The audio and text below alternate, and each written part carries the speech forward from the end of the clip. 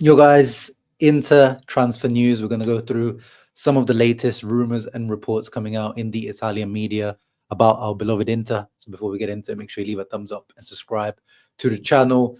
The first one that I want to talk to you guys about is about our unfortunate brother, who my heart goes out to, about the situation in Iran, Mehdi Taremi, who is stuck out there at the moment. The Inter are in regular contact with him. They're trying their best to get him out of there, but at the moment is not possible. But Inter also trying to get him out of Inter because, let's be real, um, I haven't done the video for the player ratings, the season, Pagelle, the player ratings for the season.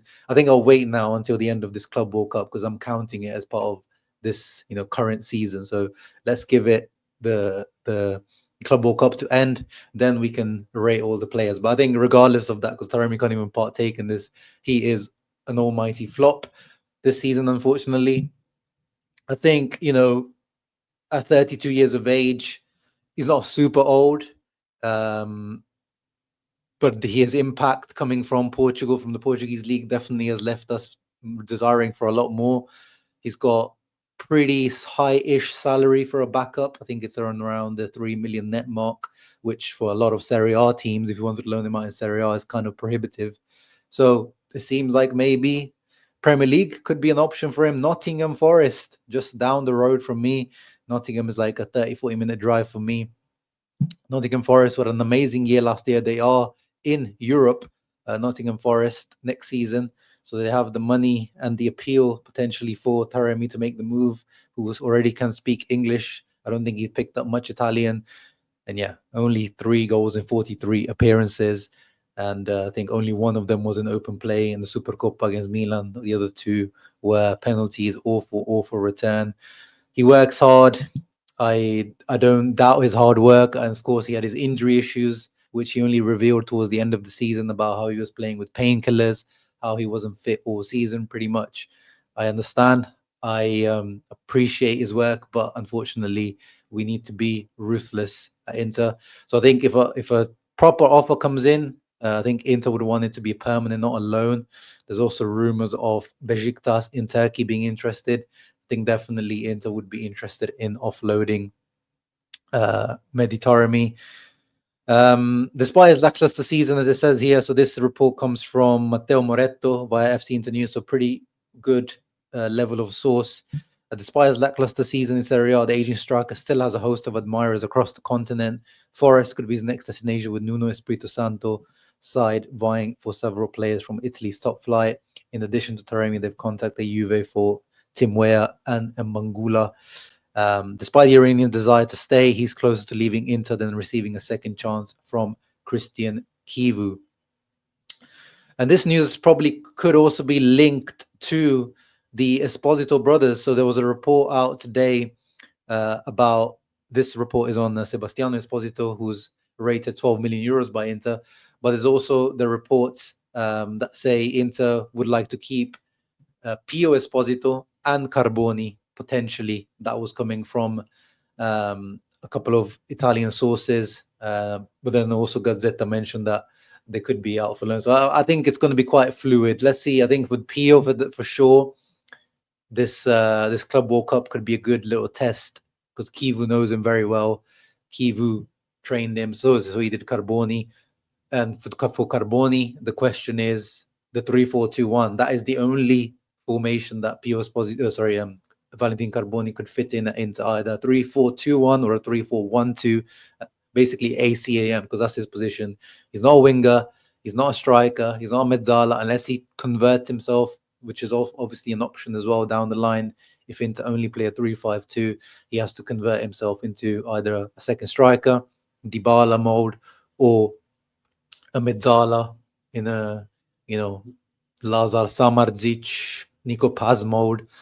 So we'll have to wait and see on that. But I guess that could be related to Taremi. If Taremi goes out, I think definitely then keeping Pio Esposito means good amount of minutes for Pio Esposito for his future, for his development, and potentially good for Inter, because I liked what I saw from Pio Esposito in the first 45 minutes he had against Urawa Reds. But of course, we need to test him against some better opposition, and when he's more fit as well. He's only just come back from his injury.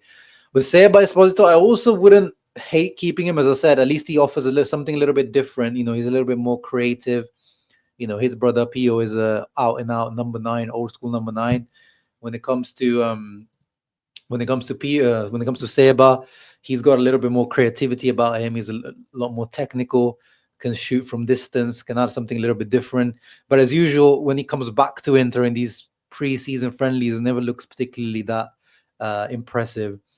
And if the report says here Inter, Fiorentina are interested in him, also Parma are interested in him. If they don't sign Albert Goodman and Fiorentina, they could come in for Seba Esposito. Actually, his season last year was definitely a bit underrated, under the radar. 10 goals overall in all competitions. That's not a bad season. I mean, we're trying to pay 25 million for Boni, who's only scored 6 goals last season.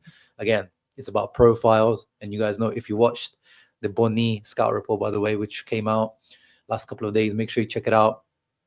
It's about his profile. It's not just about the goals that he scored. But I'm just saying, I think Empoli's option to buy with the Seba, if they stayed up, which I think would have turned into an obligation if they stayed up, was around 6-7 million euros. So it makes sense that Inter's valuation has gone slightly up. He scored 10 goals.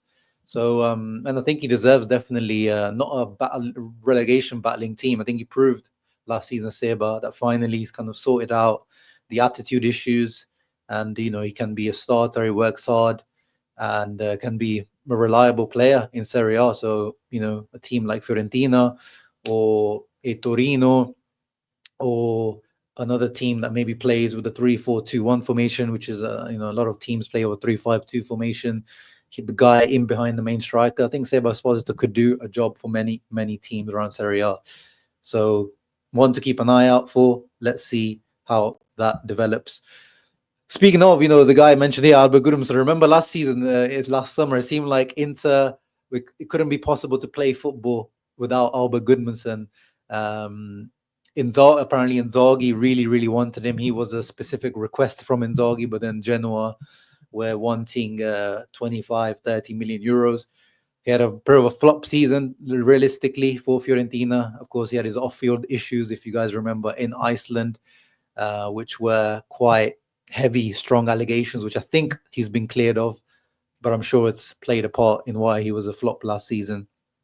And now they're actually trying to renegotiate the option to buy in the deal. I think they paid quite a heavy loan fee last year for him. Well, I think it was like 5-6 million just for the loan. And now this summer they're trying to renegotiate the 17-16 million buyout clause to around 12-13.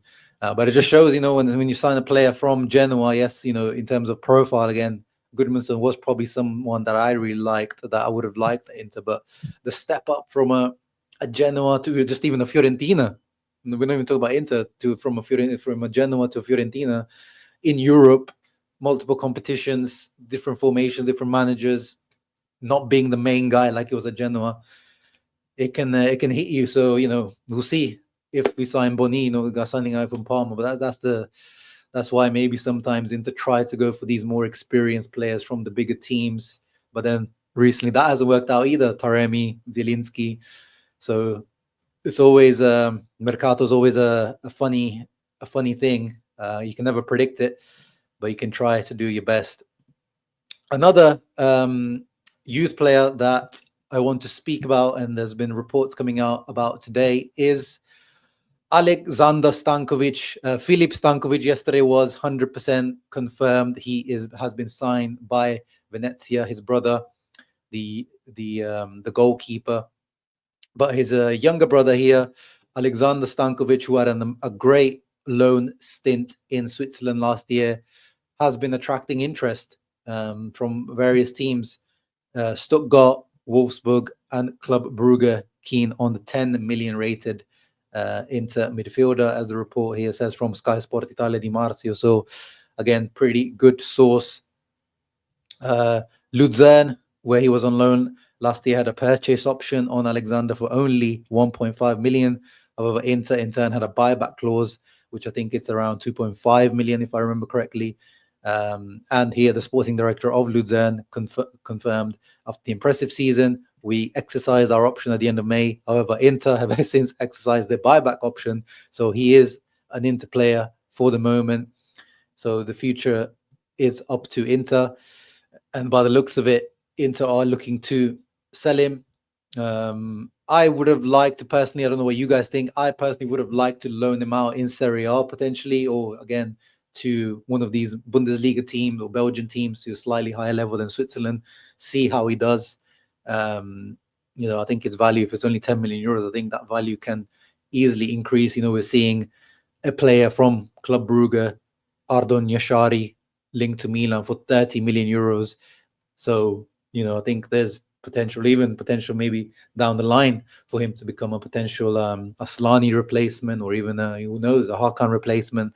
I don't know what his ceiling is. I've never watched a Alexander Stankovic match from start to end. I've only seen the clips where he looks very, very good in the Swiss league.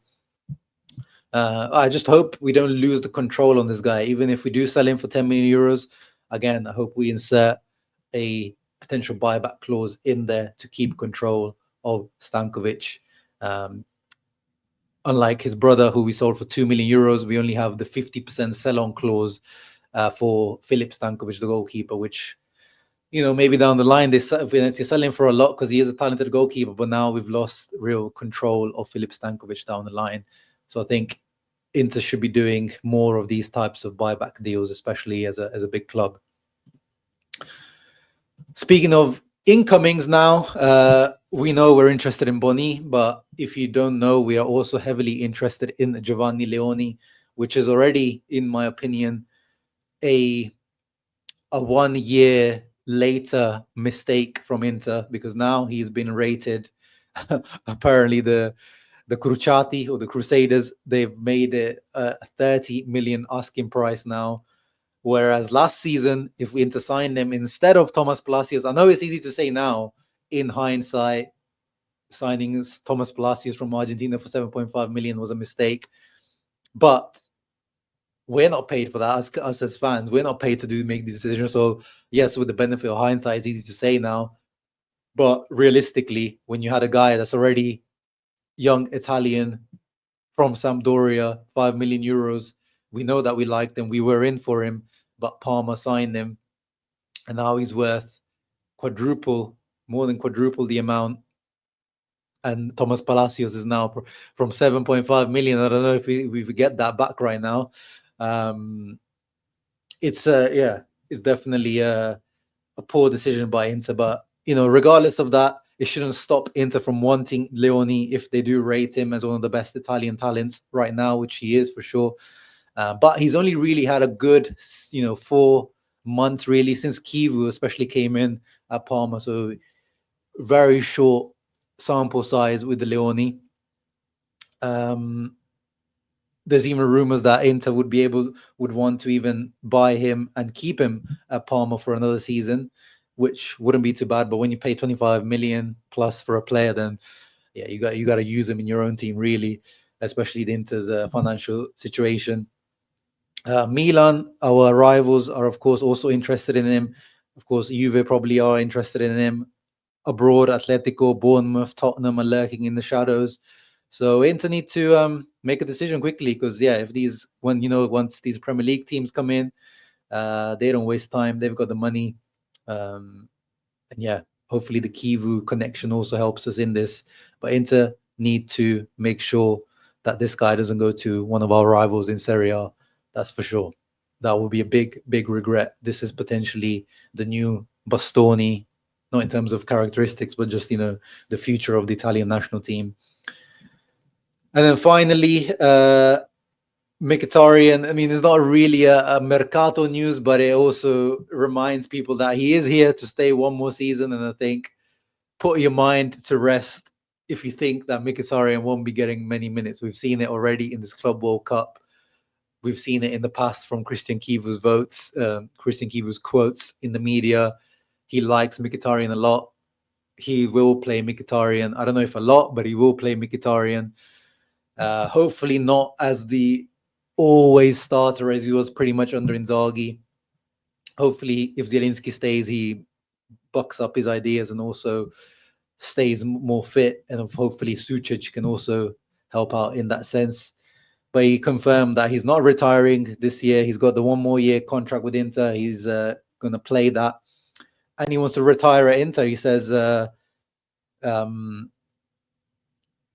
where is it? I won't go back to playing in Armenia. Destination like Saudi Arabia don't interest me. With all due respect, I love football for the game, not for the money.